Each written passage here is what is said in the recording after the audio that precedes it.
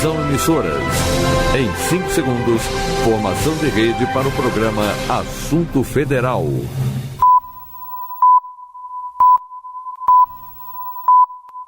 Está no ar o Assunto Federal. Conteúdo que faz a diferença. Olá, ouvinte, hoje é sexta-feira, 28 de março de 2025. O Assunto Federal está na área com muita informação e prestação de serviço para você. Eu sou Luciano Seixas e nosso encontro está só começando. Estamos ao vivo de segunda a sexta, das 4 às 5 da tarde, pelo horário de Brasília, no streaming do site radiogov.ebc.com.br e também via satélite para emissoras parceiras de todo o país. Fica com a gente porque aqui tem conteúdo que te interessa e que faz a diferença. Aqui o assunto é federal. Com os trabalhos técnicos do José Alves e a produção da equipe da Rádio Gov, da empresa Brasil de Comunicação, EBC, a gente começa agora com o nosso Giro de Notícias. É hora do Giro de Notícias. O governo adotou medidas de prevenção contra a gripe aviária. Vamos saber quais são com Lucília Araújo. O Ministério da Agricultura e Pecuária suspendeu eventos com aglomeração de aves e a criação de aves ao ar livre como medida preventiva contra a gripe aviária. Conforme orientações da Secretaria de Defesa Agropecuária, a decisão visa proteger a avicultura comercial diante do risco de reingresso da doença no Brasil, devido a novos focos registrados na América do Sul. A suspensão vale por 180 dias, podendo ser prorrogada, e flexibilizações só devem ocorrer com autorização do Serviço Veterinário Estadual. Uma missão argentina realizou uma auditoria esse mês no Sistema Brasileiro de Defesa Agropecuária. De acordo com o governo federal, o objetivo seria avaliar as garantias oferecidas pelo Serviço Veterinário Oficial do país na prevenção de doenças que afetam aves. A auditoria também verificou as ações de contingência caso algum foco venha a ser registrado no país. O Brasil costuma receber missões internacionais para essas avaliações, que ajudam a abrir mercados ou evitar a suspensão de exportações em caso de ocorrência dessas doenças. Da agência Rádio Gov em Brasília, Lucília Araújo. Pente fino nas penitenciárias. Mais uma fase da Operação Muti. Apreende 894 celulares em 133 estabelecimentos prisionais. José Carlos Andrade tem as informações. A Secretaria Nacional de Política Penais, Senapen, realizou a 7ª fase da Operação Muti e apreendeu 894 celulares em 133 estabelecimentos prisionais. A ação retirou mais de 6 mil aparelhos usados para comunicação ilícita no interior dos presídios do país. A operação promoveu pente fino em penitenciárias de 27 unidades federativas e contou com a participação de mais de 4.500 policiais penais estaduais e federais. As polícias penais de alguns estados também realizam operações de recaptura. Nessa etapa, 9 foragidos foram recapturados. A Operação Muti também combate todo tipo de ilícitos e objetos proibidos no âmbito prisional. O trabalho conjunto de revista apreendeu R$26 mil em uma única cela e 7 quilos de maconha em uma unidade prisional. A Muti é a maior operação realizada pela Senapen em combate ao crime organizado devido ao número de estados participantes, a quantidade de policiais envolvidos e as unidades prisionais revistadas. Da agência Rádio Gov em Brasília, José Carlos Andrade. É de impressionar mesmo, hein? Quase 900 celulares. É maior que uma central de telemarketing, né? Pode dizer que é a telemarketing do crime, né? Por isso que os caras, os marginais, comandam o crime organizado aqui de fora, lá de dentro das penitenciárias. Atenção, consumidor! A Anvisa interditou por 90 dias a venda do creme dental Colgate Total Clean Mint. Isso depois que usuários relataram efeitos como lesões bucais e inflamação gengival após o uso do produto. Credo! Vamos saber mais aí com a Ana Gabriela Salles. A Agência Nacional de Vigilância Sanitária, Anvisa, determinou a interdição cautelar de todos os lotes do creme dental Colgate Total Clean Mint, que contém na formulação a substância fluoreto de estanho, um agente de cuidado bucal. A decisão, publicada nesta quinta-feira, foi tomada depois de uma avaliação de risco feita pela Anvisa. A agência afirma que houve a ocorrência de um número significativo de efeitos indesejados indesejáveis associados ao uso do produto, entre eles lesões bucais, sensações dolorosas, sensação de queimação ou ardência, inflamação gengival e edema labial, todos relatados por usuários do creme dental. Para saber se o produto está sujeito à interdição, a Anvisa orienta que o consumidor verifique no rótulo da bisnaga da pasta de dente se na composição tem a substância fluoreto estanoso. E o consumidor que sofreu eventos indesejados relacionados ao uso do produto deve comunicar imediatamente à Anvisa por meio de um formulário disponível no site gov.br/Anvisa. A interdição cautelar vale por 90 dias e serve para proteger a saúde da população enquanto são realizados testes, provas, análises ou outras providências para a investigação e conclusão do caso. A Anvisa alerta que o produto não deve ser consumido ou comercializado até que seja comprovada sua segurança. A medida vale apenas para a fórmula da Colgate Total Clean Mint. As outras versões do produto não foram atingidas e podem continuar sendo comercializadas, segundo a agência. Da agência Rádio Gov em Brasília, Ana Gabriela Salles. Uma ação da AGU cobra R$300 mil por danos morais coletivos do médico que divulgou que a mamografia causa câncer. Adriana Franzin tem os detalhes no AGU Brasil.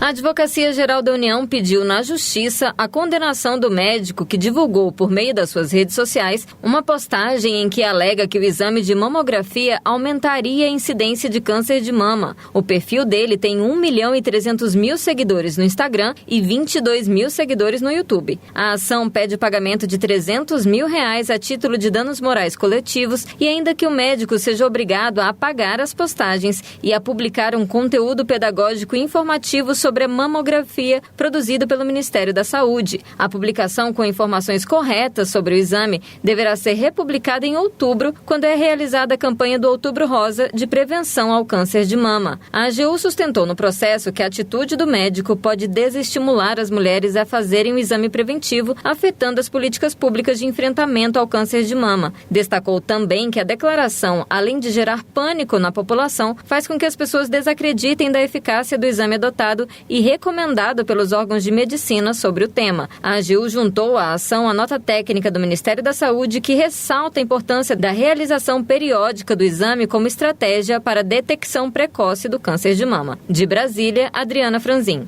É um absurdo, né? O médico falando mal de um exame que pode salvar vidas. Mas calma, que tem mais fake news. E outra notícia da AGU. Até uma história conhecida nacionalmente que virou nome de lei de combate ao feminicídio foi alvo de fake news. A AGU está processando o site Brasil Paralelo por desinformação sobre o caso Maria da Penha. A ação cobra a indenização de R$500 mil por danos morais coletivos, entre outras medidas. Stefânia Lima explica. A Advocacia Geral da União, a AGU, entrou com ação civil pública contra a empresa Brasil Paralelo. O motivo é a divulgação de um vídeo com desinformação sobre o caso Maria da Penha. A AGU afirma que o conteúdo distorce informações do julgamento e pode gerar descrédito sobre a Lei Maria da Penha e as políticas públicas de proteção às mulheres. A ação pede indenização de R$500 mil por danos morais coletivos. Além disso, exige que a empresa publique um conteúdo pedagógico e informativo elaborado pelo Ministério das Mulheres. A AGU sustenta na ação que o vídeo faz parecer que a defesa do ex-marido de Maria da Penha não foi considerada. No entanto, a Justiça analisou todas as provas, reconheceu a tentativa de feminicídio praticada contra Maria da Penha e condenou seu então marido pela autoria. O caso é acompanhado pela Comissão Interamericana de Direitos Humanos da Organização dos Estados Americanos. Após a divulgação do vídeo em julho de 2023, a AGU identificou o aumento de buscas na internet por expressões que desacreditam a história da vítima, como Maria da Penha mentiu. Também foram registradas ondas de ataques online e discursos misóginos nas redes sociais. A AGU reforça que é obrigação do Estado garantir políticas públicas de proteção às mulheres e combater a desinformação. Com supervisão de Ana Gabriela Salles, da agência Rádio Gov em Brasília, e Stefânia Lima. Deixa eu falar sério aqui sobre isso. Isso é gravíssimo. É a borda do fim do mundo. Não, é brincadeira não, porque a fake news é um negócio, tem sempre a intenção de desacreditar. E tem sempre a intenção de dar uma falsa verdade para uma informação absurda, escalafobética. É sempre um amigo meu, um tio de um primo não sei de onde, que sabe que trabalha lá dentro da empresa tal, do organismo tal, do instituto tal, que sabe todas as maracutaias. Ele me contou que é assim, que é assado, e aí a confusão vai ganhando, né? Ao gerar descrédito sobre uma lei, sobre políticas públicas, sobre as instituições, esse conteúdo desinformativo das fake news promove o quê? O ódio. Porque o cara fala, tô sendo enganado, esses malandros querem acabar com a minha vida, com a minha família, com a minha isso e aquilo e não sei o quê. E aí é que vem a polarização, e aí que vem essa situação do ódio que a gente está vivendo no Brasil e em várias partes do mundo, né? Esse ódio acaba alimentando a vontade de provocar outras violações, né? Aí o cara quer reagir, e aí o cara quer isso e aquilo. No meio da confusão, milhões, bilhões de pessoas perdidas. E hoje fiquei super desanimado. Só vi não deu nem para abrir a matéria, foi aquela coisa que a gente olha rapidinho assim. Era um portal de respeito oficial, mas que dizia que o jovem prefere hoje em dia se informar pelas redes sociais do que pela imprensa ou pelo Google. O cara não quer nem procurar no Google, entendeu? Ele não quer nem... Porque o Google também apresenta barbaridades de tudo quanto é tipo, né? Tem teoria da conspiração, fake news, de tudo e tal. Você tem que ter um filtro, né? Você tem que ter a sua própria seleção ali para entender o que tá falando. Agora o cara não quer nem procurar no Google, quer se informar pelas redes sociais, aí vai receber o WhatsApp da tia. A tia que é essa que passa as fake news para todo mundo, porque tem um super informante lá que tem certeza que aquilo dá problema. Olha, a gente viu agora o médico aqui, na matéria anterior, dizendo que mamografia faz mal. E aí essa informação aqui, o cara tentou matar a mulher. É crime de ódio, né? E aí daí que surgiu a Lei Maria da Penha. Eu vou contar desse caso. Foi em 1983, Maria da Penha Fernandes foi vítima de uma tentativa de assassinato, chamado feminicídio, por parte do seu marido. Era o Marco Antônio Herédia Viveiros. Ela foi atingida por um tiro que a deixou paraplégica devido às lesões, né, na coluna. Marco Antônio declarou que o disparo tinha sido fruto de uma tentativa de assalto. E ninguém acreditou nessa história, foi uma confusão danada, o processo judicial, a versão foi totalmente rejeitada no processo. O ex-marido da Maria da Penha teve a condenação confirmada judicialmente 2 vezes, em 91 e 96. E em 98, o caso foi denunciado para a Comissão Interamericana de Direitos Humanos da Organização dos Estados Americanos, que em 2001 responsabilizou o Estado brasileiro por negligência, omissão e tolerância em relação à violência doméstica praticada contra as mulheres brasileiras. Depois desse processo, dessa confusão toda, é que se criou a Lei Maria da Penha, que é de 2006, o primeiro chamado diploma legal do país para tratar especificamente da violência doméstica. Mas olha como é grave a situação. Eu citei aqui, nesse caso da Maria da Penha, a Comissão Interamericana de Direitos Humanos da Organização dos Estados Americanos. Pois bem, 2025, a OEA não está sob suspeita lá, o governo americano não está dizendo que a OEA é isso e aquilo e não sei o quê. Esse mundo tá difícil, né? Com as fake news graçando aí. Bom, por falar em violência contra as mulheres, foi lançado o Programa Nacional de Salas Lilás para atender mulheres em situação de violência. É política pública. Vamos entender como é que essas salas vão funcionar com a Lucília Araújo. O governo federal lançou nesta quinta-feira, dia 27, o Programa Nacional das Salas Lilás, que busca estruturar espaços reservados para o atendimento humanizado de mulheres e meninas vítimas de violência de gênero. O programa vai ser implementado no Sistema Único de Segurança Pública e em órgãos do Sistema de Justiça. As salas vão ser instaladas em delegacias e instituições de perícia criminal, além da Defensoria Pública e do Poder Judiciário. O atendimento vai ser feito preferencialmente por profissionais profissionais mulheres e vai incluir apoio psicossocial e jurídico. A primeira unidade dentro do novo modelo foi inaugurada na semana passada em João Pessoa, na Paraíba. A Secretaria de Acesso à Justiça e a Secretaria Nacional de Segurança Pública do Ministério vão coordenar, supervisionar e acompanhar as ações necessárias para a implementação do programa. Da Agência Rádio Gov em Brasília, Lucília Araújo. Muito bem, aqui no Assunto Federal a gente não cansa de noticiar aqueles alertas sobre o que vai na contramão dos seus direitos. Golpes que pessoas de má fé acabam querendo emplacar. Dessa vez, na educação. O MEC reforça que para participar de processos seletivos do SISU, ProUni e FIES, não precisa pagar nada, é de graça. José Carlos Andrade. O Ministério da Educação, MEC, reforça que os processos seletivos para ingresso na educação superior, como o Sistema de Seleção Unificada, SISU, o Programa Universidade para Todos, ProUni, e o Fundo de Financiamento Estudantil, FIES, são totalmente gratuitos. Todas as informações estão disponíveis no portal acessounico.mec.gov.br. Elas podem ser consultadas também pelo telefone 0800 61 6161. De acordo com a pasta, serviços pagos que prometem auxílio na candidatura são considerados fraudulentos caso induzam os estudantes a prestarem informações falsas ou omitirem dados. A apresentação de documentos falsos pode levar à perda da bolsa ou do financiamento, ao cancelamento da matrícula e à obrigação de devolver os valores recebidos. O MEC solicitou a remoção de conteúdos enganosos que ensinavam formas de burlar as regras do ProUni e do FIES. A Meta, responsável por redes sociais, atendeu ao pedido. Denúncias podem ser feitas no site falabr.cgu.gov.br. Da Agência Rádio Gov em Brasília, José Carlos Andrade. E quem está esperando por mais uma oportunidade de entrar na carreira pública pelo Concurso Nacional Unificado, a boa notícia é que o governo federal garantiu que vai ter uma segunda edição do concurso. A má notícia é que golpistas estão utilizando sites falsos que simulam a página oficial do concurso. Cuidado para não pagar aí uma inscrição que nem existe ainda, hein? Mais detalhes no Brasil contra Fake de hoje. Brasil contra Fake. Cuidado! Golpistas estão criando páginas falsas do Concurso Público Nacional Unificado. O CPNU está confirmado para este ano, mas ainda não está com inscrições abertas. Por meio desses sites falsos, os criminosos estão cobrando taxas das pessoas que estão interessadas no concurso.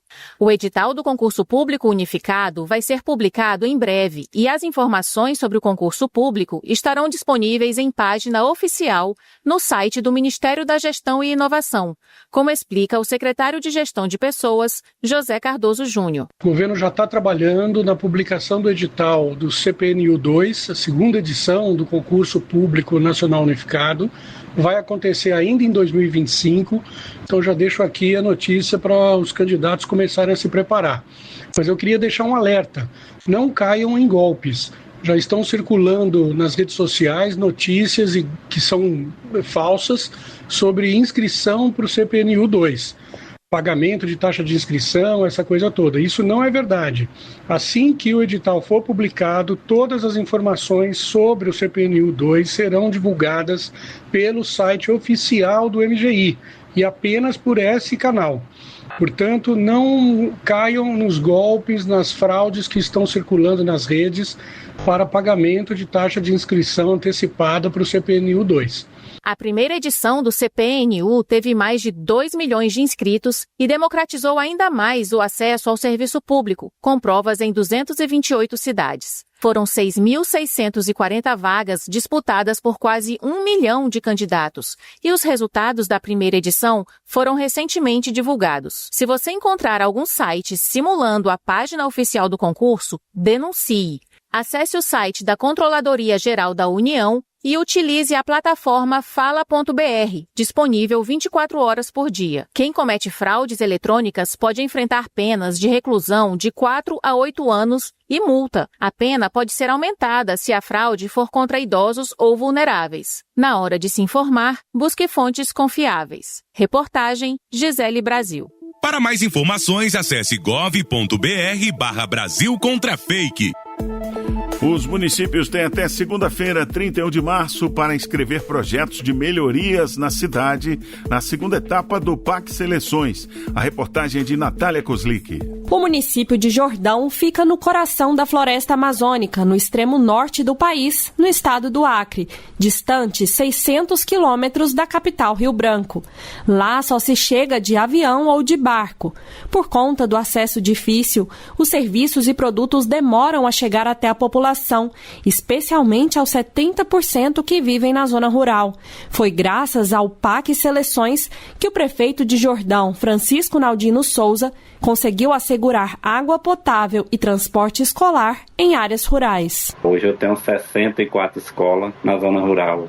Ainda falta a grande maioria, mas a gente espera que um dia consiga atender todas com água potável. A gente pediu mais ônibus, também mais construção de mais escola, creche para escola. É um município que precisa de melhorar muito a infraestrutura. Muitas vezes é uma novidade o ônibus parar em frente a uma casa num município tão distante para levar o filho do cidadão até a escola. Para ampliar a entrega de serviços públicos e garantir mais qualidade de vida aos brasileiros de norte a sul do país, estão abertas as inscrições para mais uma etapa do novo PAC Seleções.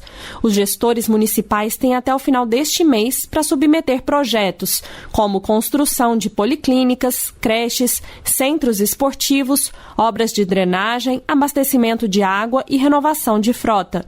Os investimentos somam quase 50 bilhões de reais.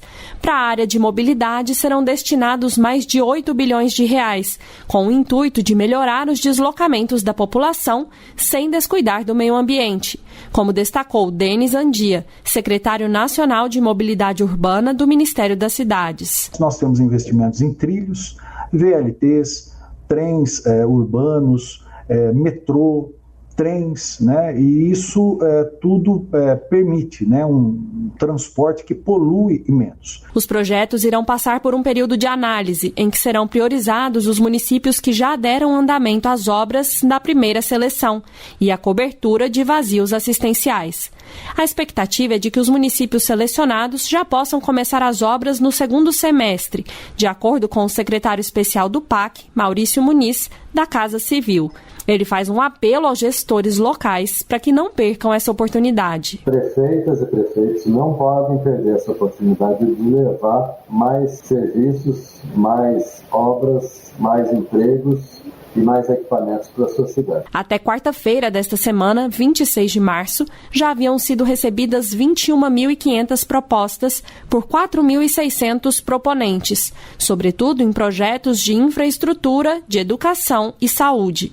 As regras, editais e outras informações estão disponíveis no site www.gov.br/Casa Civil/Novo PAC. Reportagem Natália Kozlik. O crédito do trabalhador completou uma semana de vigência e já ultrapassou 1 bilhão e 200 milhões de reais em empréstimos consignados, com juros mais atrativos para trabalhadores da iniciativa privada. Lademir Filipim traz as informações. O programa Crédito do Trabalhador ultrapassou a casa de 1 bilhão de reais em empréstimos. Até agora, quase 195 mil contratos foram firmados e mais de 11 milhões de propostas de crédito foram enviadas pelos trabalhadores. Se o trabalhador tiver a intenção de cancelar o empréstimo, ele vai ter um prazo de 7 dias corridos a partir do recebimento do dinheiro para devolver o valor integral à instituição financeira. Além disso, caso já tenha feito o contrato e encontre uma oferta mais vantajosa em outra instituição, o trabalhador pode migrar para nova condição sem prejuízos. A partir de 25 de abril, todas as instituições financeiras podem oferecer essa linha de crédito por meio das plataformas digitais. Da agência Rádio Gov em Brasília, Lademir Filipim. Pessoas com deficiência e com baixo letramento vão contar com versões acessíveis do Código de Defesa do Consumidor, com uma linguagem mais simples. Lademir Filipim volta contando essa pra gente. O Código de Defesa do Consumidor, CDC, agora conta com versões adaptadas para ampliar a acessibilidade. Foram lançadas edições em linguagem simples para pessoas com baixo letramento e o CDC acessível voltado a pessoas com deficiência. As novas edições incorporam a lei do superendividamento e estão disponíveis no site pcdlegal.gov.br/CDC. A iniciativa foi anunciada durante a 35ª reunião ordinária do Sistema Nacional de Defesa do Consumidor. O evento, que começou quarta-feira, dia 26, vai até esta sexta-feira, 28, em Vitória, no Espírito Santo. É organizado pela Secretaria Nacional do Consumidor, Senacom, em parceria com o PROCON do Espírito Santo. Da agência Rádio Gov em Brasília, Lademir Filipim. Você está ouvindo o Assunto Federal, conteúdo que faz a diferença.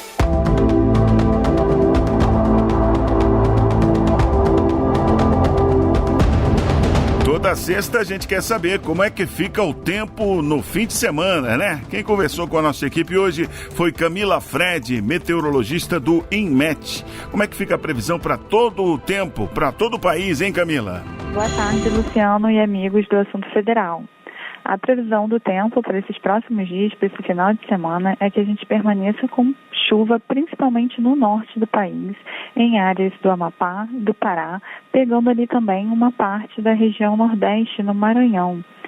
Essas chuvas vão persistir nos próximos dias, pegando também Mato Piba, né, áreas do Tocantins, do Maranhão, do Piauí e da Bahia. E deve persistir também nas áreas do centro-oeste, essas pancadas mais isoladas, principalmente no período da tarde e noite.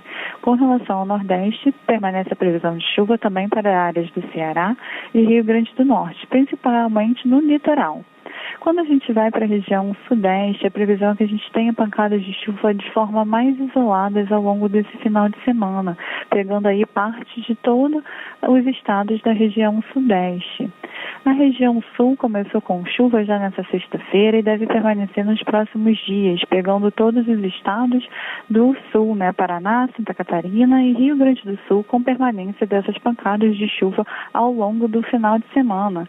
As temperaturas devem permanecer elevadas nessas áreas, com máxima prevista em torno de 36 graus no norte do país, nas áreas de centro-oeste também com 36 graus sendo previsto, nordeste um pouco mais quente com 37 graus em média de máxima prevista, sudoeste 37 graus e sul 36 graus, abaixando, né, essa temperatura nos próximos dias devido a uma queda que nós teremos da temperatura máxima prevista na região devido à passagem dos sistemas. Do Instituto Nacional de Meteorologia, Camila Fred.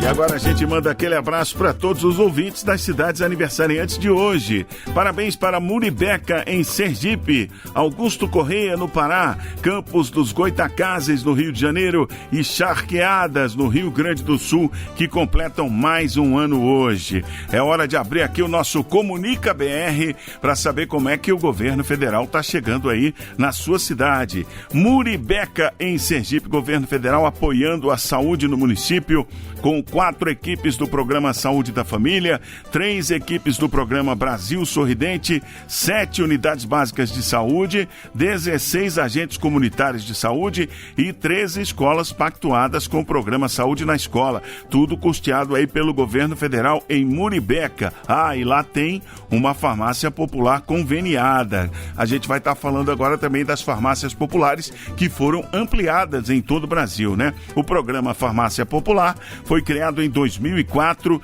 e relançado em 2023. O governo federal garante o financiamento dos valores para que a população receba remédios de graça, fraldas geriátricas e absorventes. Augusto Correia, no Pará, tem o IDH baixo, lá é 0,520 o IDH. tem 11.400 famílias precisando de ajuda do governo federal através do Bolsa Família em Augusto Correia, no Pará. E o benefício médio lá é de R$ 708 por família por mês. Campo dos Goitacazes, Rio de Janeiro, cidade antiga, né? Tá fazendo lá 378 anos, tem quase 500 mil habitantes e também um punhado de gente que precisa de ajuda do governo federal lá. 60 mil famílias recebem o Bolsa Família mensalmente com um benefício médio de R$ 673 em Campo dos Goitacazes, Rio de Janeiro. Charqueadas, a origem de charqueadas está ligada a charque, é isso, carne seca, né? Carne bovina salgada, ainda hoje muito consumida lá pelo gaúcho.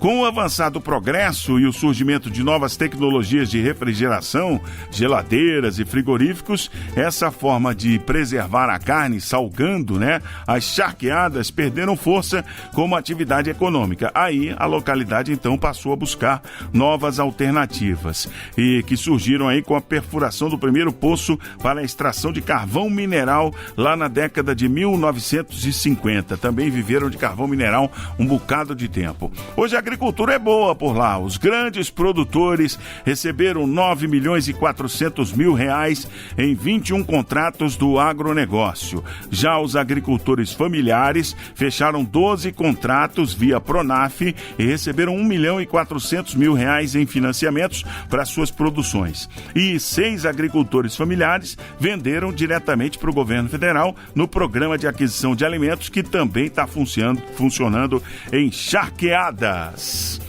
E você ainda vai ouvir no nosso assunto federal os destaques da Voz do Brasil de hoje e muito mais. Fique com a gente agora pelo horário de Brasília, 4h31. Assunto federal. Sexta-feira, véspera de fim de semana. E aí, você vai viajar de ônibus? Então presta atenção nessa informação, hein? A NTT pode fiscalizar e apreender ônibus fretados que fazem transporte de passageiros. Vamos ouvir na reportagem especial do AGU Brasil. Se tu me ama, mudar de cidade, prova. Por amor, trabalho, férias, para cuidar de alguém doente, muitos motivos nos levam a cair na estrada. Arruma mala e vem-se embora. E você vem com a gente hoje para entender uma importante decisão que a Advocacia Geral da União conseguiu nos tribunais, que envolve a venda de passagens na internet por meio de plataformas e aplicativos. Vamos começar diferenciando 2 tipos de transporte. O regular de passageiro, quando a gente compra uma passagem que pode ser só de ida ou de volta. Por exemplo, eu vou para Goiânia ou para Feira de Santana, eu escolho a empresa, tiro o bilhete e sigo. Outra coisa é quando alguém da família vai se casar, por exemplo. A galera então se reúne, freta um ônibus, aluga o serviço que geralmente é de ida e volta. É o chamado circuito fechado, já que o serviço respeita o que foi acertado num contrato entre as partes. O problema é que tem empresário usando o tipo de transporte fretado para atuar no circuito aberto, por meio de plataformas digitais onde as regras são diferentes e a fiscalização também. Só que a Justiça assegurou que essa prática é proibida. Ouça o que nos relatou a procuradora da AGU que atua na NTT, a Agência Nacional de Transporte Terrestre, Caliane Cavalcante de Lira. As empresas de circuito fechado querem operar no circuito aberto, fazer o transporte regular de passageiros, sem se adequar à resolução que é voltada para o transporte regular de passageiros. E por que elas não querem se adequar? Porque é muito mais caro fazer o transporte regular de passageiros. Porque para você fazer esse transporte, você tem que demonstrar horários, você tem que andar tendo passageiro ou não mínimo dentro daquele ônibus, porque você tem horários fixos, você tem pontos de parada, tudo que o transporte de fretamento não tem. O transporte fretado via plataforma digital quer ter o bônus de operar em vários horários, de poder vender para todo mundo na internet como se fosse uma empresa regular, mas não quer o ônus que isso exige. O patrimônio cobrado de uma empresa para que ela opere no transporte regular de passageiro é bem maior do que no fretado, justamente pelas obrigações do setor. E na ponta, quando o serviço é ofertado por quem não tem que cumprir certas regras, o passageiro é que pode ficar na mão. O usuário, ele não tem direito a nada. Então ela pode, por exemplo, cancelar a viagem porque aquele horário que ela disponibilizou não tem passageiro suficiente e ela vai ter prejuízo. E a gente não tem muito o que fazer nesse caso, porque teoricamente ele não é um transporte regular. Outra coisa, um transporte regular ele paga ICMS, que é mais caro. O transporte de fretamento ele paga o ISS, que é sobre serviços, e é mais flexível, porque é um contrato privado que você faz com uma determinada empresa. Então, a NTT não fiscaliza esse contrato. Ela fiscaliza, por exemplo, se você parar numa fiscalização da NTT, é a segurança. O pneu tá careca, a carteira do motorista tá vencida, e aí apreende, né? Faz o transbordo, que a gente chama. Mas a gente não fiscaliza o serviço em si. E no serviço de transporte de passageiros, não. A gente fiscaliza, ela é obrigada a mandar as grades, ela é obrigada a mandar a operação dela semanal. A decisão desse caso veio do Tribunal Regional da 4ª Região, que diz: as regras da NTT devem ser observadas. O caso teve origem numa ação do Sindicato do Setor de Tecnologia da Informação, portanto da área de TI, que buscava impedir autuações e apreensões de veículos fretados operados por plataformas digitais de empresas associadas. Mas eles não conseguiram e as apreensões foram consideradas legais. Ou seja, o transporte fretado não pode operar como transporte regular de passageiro.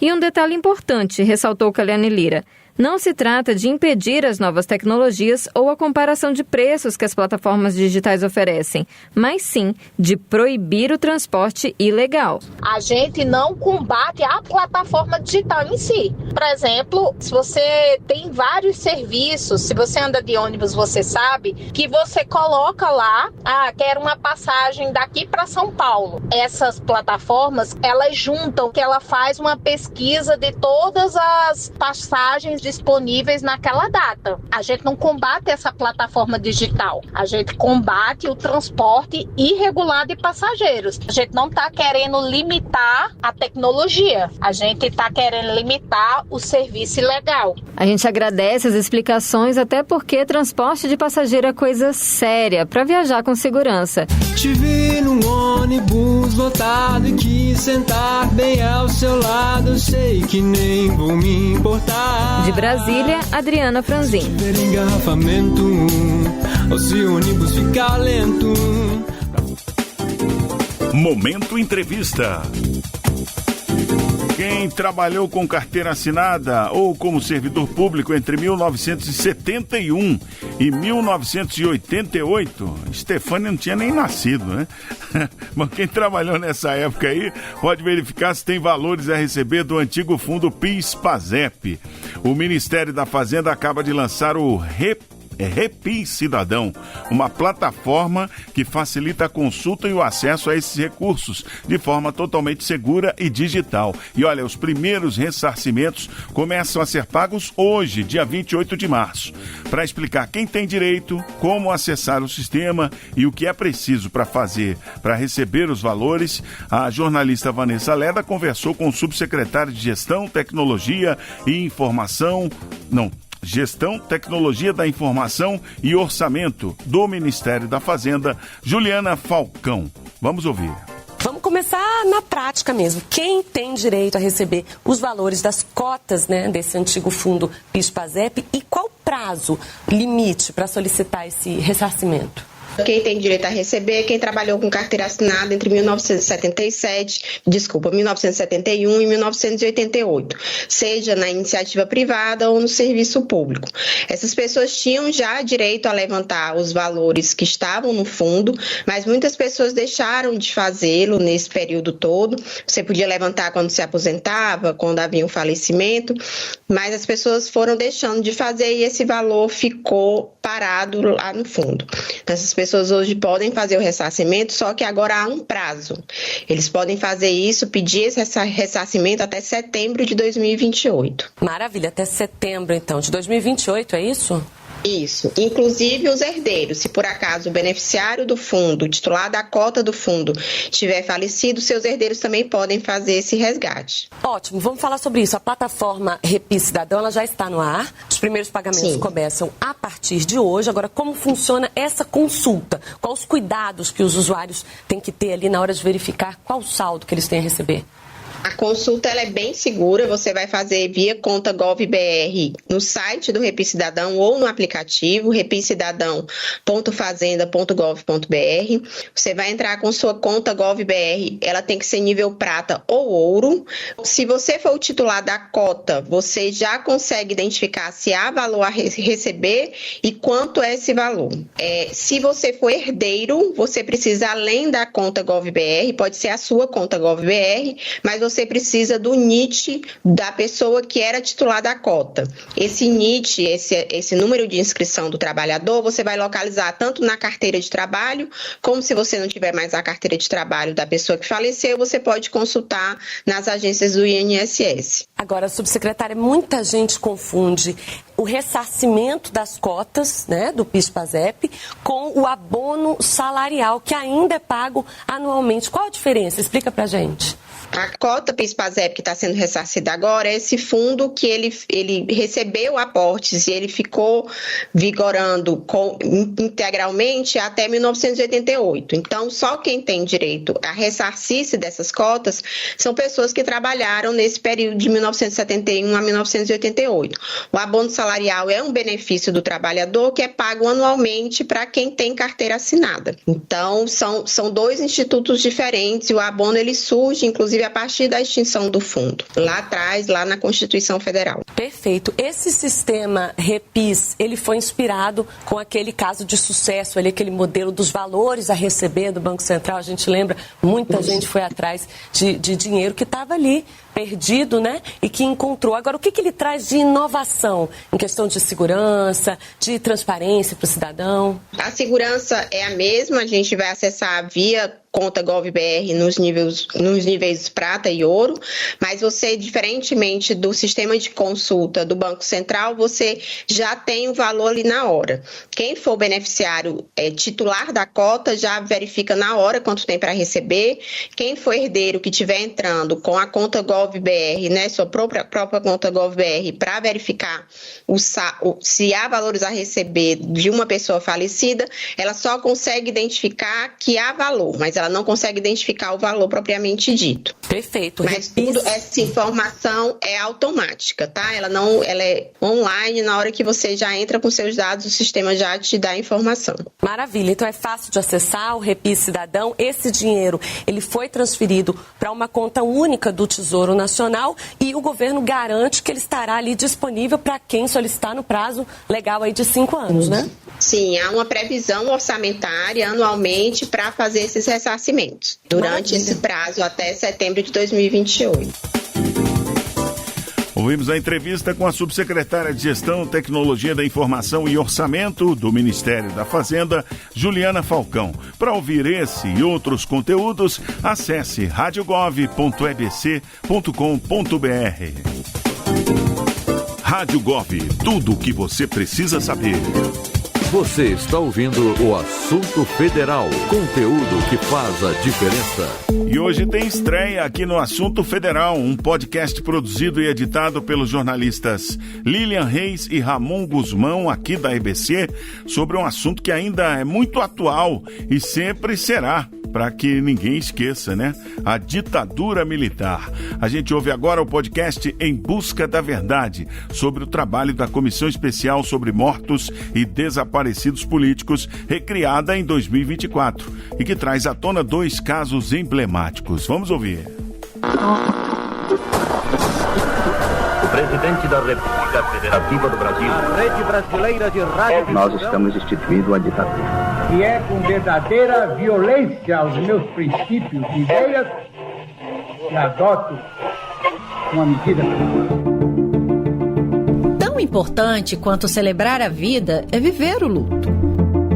Mas até hoje, famílias de brasileiros mortos e desaparecidos durante a ditadura militar, que durou de 1964 a 1985, não têm essa possibilidade.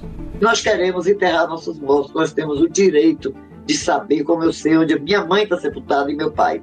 Eu tenho o direito de saber onde minha irmã está sepultada, não é onde foi sepultada. E alguém tem que dizer isso. O mínimo é pelo menos dizer onde é que está o corpo de Mário Alves, de tanta gente que desapareceu, companheiros e companheiras, brasileiros e brasileiras. Claro que não é nem um apelo, nem um pedido, é uma exigência para que as Forças Armadas, e no caso do meu avô notadamente, o Exército diga aonde está o corpo de Mário Alves. Onde? Por quê? A busca pela verdade. Os depoimentos que nós acabamos de ouvir são de Léo Alves, integrante do coletivo Filhos e Netos Memória, Verdade e Justiça, e Diva Soares Santana, coordenadora do Grupo de Familiares de Desaparecidos Políticos. Ambos lutam por informações e vestígios sobre o paradeiro dos parentes que desapareceram enquanto combatiam a ditadura militar no Brasil. As mortes e os desaparecimentos de opositores estão entre os motivos que permitem afirmar que a transição da ditadura para a democracia foi incompleta, marcada por conciliação, esquecimento e apagamento de parte fundamental da nossa história recente. Até hoje, não há documentos oficiais, restos mortais ou corpos para explicar o que de fato aconteceu com centenas de brasileiros. Eles integram o grupo dos mortos e desaparecidos da ditadura, mas os familiares nunca esqueceram. Diva Soares Santana busca respostas há mais de 50 anos. A minha irmã e o meu cunhado, nós consideramos desaparecidas, porque não temos nenhum documento oficial de que ela foi assassinada, executada. Nós não temos informação oficial como ela morreu e onde ela está sepultada. Em 1995, numa tentativa de dar respostas às famílias, o Estado brasileiro criou a Comissão Especial sobre Mortos e Desaparecidos Políticos. O objetivo era localizar e identificar restos mortais de desaparecidos políticos da ditadura. Em 30 anos de existência, a comissão passou por diferentes fases, obteve avanços e sofreu retrocessos, até ser extinta no final do governo de Jair Bolsonaro, em dezembro de 2022. Em julho de 2024, um decreto do presidente Lula recriou a comissão. Eu, Lilian Reis, e meu colega Ramon Guzmão produzimos uma reportagem sobre a retomada da comissão, sobre o impacto dos depoimentos de parentes de desaparecidos políticos e pela necessidade de discutir esse capítulo da nossa história, decidimos criar esta série de podcasts. Neste primeiro episódio, explicamos o que é e contamos um pouco da história da Comissão sobre Mortos e Desaparecidos Políticos. Falamos da necessidade de o Estado brasileiro dar respostas às famílias das vítimas. Elas esperam há décadas por uma informação, um atestado de óbito ou um vestígio qualquer sobre o que de fato ocorreu com os parentes. Nos 21 anos de regime militar no Brasil, tortura, sequestro, desaparecimento e morte de opositores se tornaram política de Estado. O procurador da República, Ivan Cláudio Marques, explica por quê. Você sequestra a pessoa de uma forma clandestina, você não admite que ela foi presa, né? A família vai procurar nos presídios, olha, não, a gente não prendeu. Por que contra-inteligência? Porque com isso se imagina que, olha, essa pessoa ela pode ser de um grupo terrorista, ou de um grupo de esquerda, um grupo antagônico, e a gente vai trazer ela para obter informação por meio da tortura, que é a forma de inteligência que o Estado elegeu naquele momento, e os seus companheiros não vão saber que ela está aqui prestando informação sobre tortura. Por isso que eu chamo de contra-inteligência sequestro clandestino. Contra-inteligência com sequestro, inteligência por meio da tortura, e depois que torturou e obteve informação, uma nova contra-inteligência. Eu não vou devolver essa pessoa para a sociedade para ela contar para os seus possíveis comparsas que ela entregou o que estavam fazendo. Então, eu vou matar e sumir com o corpo. que é o desaparecimento forçado e é a nova contra-inteligência. O Estado brasileiro utilizou isso como forma de obter informação. Com a anistia e o processo de redemocratização, esses crimes e graves violações de direitos humanos foram intencionalmente esquecidos. Para evitar julgamentos e punições, os responsáveis tentaram passar uma borracha e apagar essa parte da história do país. Vários perseguidos, presos e torturados sobreviveram para contar e cobrar por memória, verdade e justiça. Nilmário Miranda é um deles. Lutou contra a ditadura, foi preso e torturado. E hoje é assessor especial de defesa da democracia, memória e verdade do Ministério dos Direitos Humanos. Ele lembra o contexto de criação da Comissão sobre Mortos e Desaparecidos em 1995. Na redemocratização, eles tentaram deixar por debaixo da parede o pessoal da ditadura a história dos mortos desaparecidos. Isso não apareceu na anistia, por exemplo, no toque nisso, como se não existisse. E nós achávamos que era a violação principal de direitos humanos durante a ditadura, tirar a vida, recusar a devolução dos restos mortais das famílias, levar o ápice da violação de direitos humanos. O Fernando Henrique e o Lula, que eram os candidatos em 94, tinham assinado uma carta com os familiares se comprometendo a reconhecer a existência de mortes desaparecidas políticas, né? Então foi a partir daí. Aí, quando foi no próprio 95, em agosto de 95, foi criada a Lei 9.140, foi aprovada a Lei 9.140. A Lei de 1995 reconhece como mortas as pessoas que tenham participado ou sido acusadas de participação em atividades políticas entre 2 de setembro de 1961 e 5 de outubro de 1988. Além disso, as pessoas que por esse motivo tenham sido detidas por agentes públicos e desde então estejam desaparecidas. Nilmário Miranda afirma que a comissão é uma maneira de o Estado reconhecer oficialmente os crimes atribuídos a agentes públicos naquele período. Então, em primeiros 7 anos, nós fizemos os 434 pessoas foram examinadas e atribuída a responsabilidade do Estado sobre suas mortes e desaparecimentos. Segundo Nilmário Miranda, a comissão tem como um dos objetivos apurar qualquer vestígio que possa levar à identificação dos mortos e desaparecidos da ditadura. Toda vez que surgiu uma pista sobre um desaparecido, nós temos o dever e a obrigação de buscá-los, inclusive com apoio das Forças Armadas. Não temos hoje pista nenhuma para buscar, mas agora com a comissão, se aparecer qualquer pista, nós vamos. Dinaelza Soares Santana Coqueiro é um dos nomes na lista de mortos e desaparecidos do movimento armado de resistência à ditadura que ficou conhecido como Guerrilha do Araguaia. Não existem documentos, restos mortais, informações sobre o paradeiro dela e do marido, ou atestado de óbito com a data e a causa da morte. Dinaelza foi vista pela última vez e fez os últimos contatos com a família no início da década de 1970, quando integrava a Guerrilha do Araguaia. Diva, irmã de Dinaelza, vive diariamente para saber o que aconteceu. Nós queremos um atestado de óbito em que nos diga que Dinaelza foi morta em razão da violência do Estado. Eu não posso ter um atestado de óbito como eu tenho, local de sepultamento, Lei 9140/95. Léo Alves e a família dele compartilham a mesma luta e expectativa. O avô, Mário Alves, foi preso em um quartel do Exército em janeiro de 1970. Desde então, é considerado desaparecido. Botar no atestado de óbito daquela pessoa, né, a real causa de morte e retificação de atestado de óbito, porque no início da comissão, né, houve esse tipo de assento de óbito, mas estava muito incompleto ainda. Outra coisa que afligia muito os familiares, que era, por exemplo, colocar causa-morte, Lei 9.140/95, quer dizer, né, não diz nada. Além da localização e identificação dos restos mortais, o atestado de óbito é uma das formas de o Estado brasileiro dar alguma satisfação às famílias de mortos e desaparecidos políticos.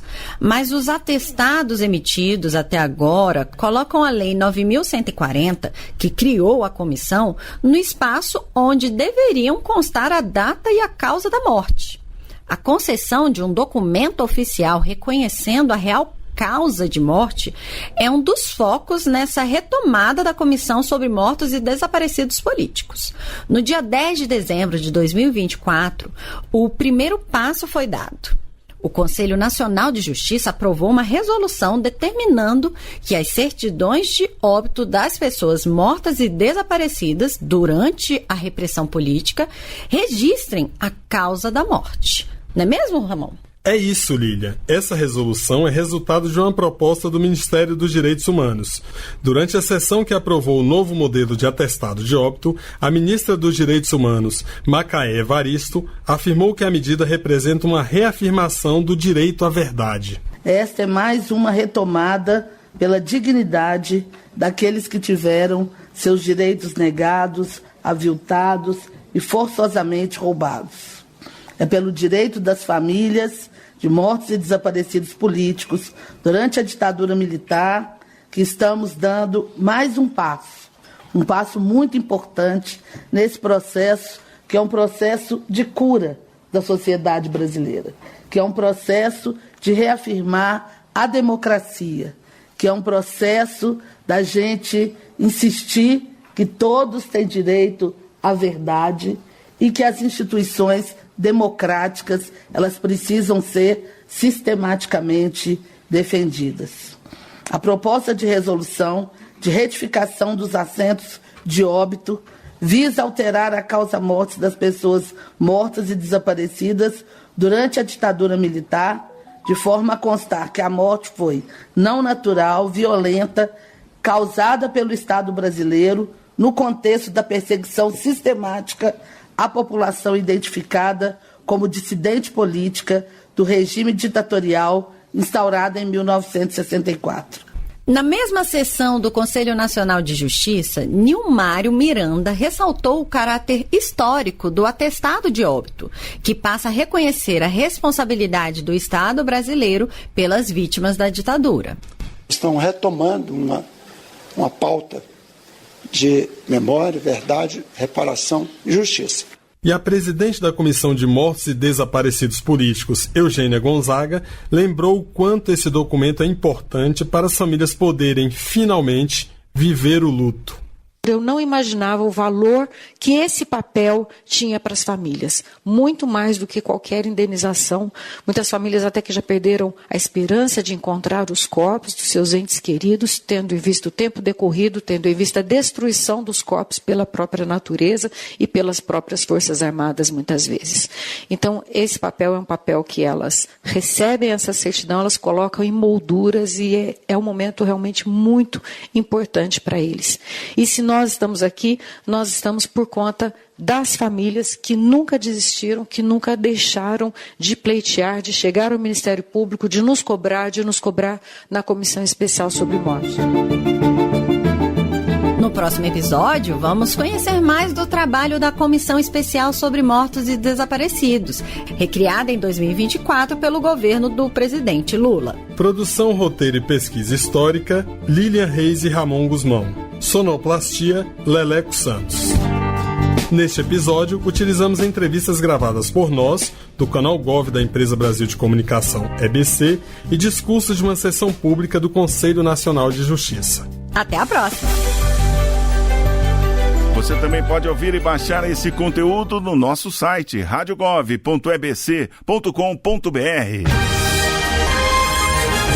E nesse finalzinho, hora de receber a editora-chefe da Voz do Brasil, Mariana Jungmann, para contar em primeira mão os destaques da Voz. Oi, Mari, boa tarde. Oi, Luciano. Tô sabendo que eu tenho que falar correndo hoje, né? Vou só dar boa tarde para os ouvintes da Rádio Gov hoje, então.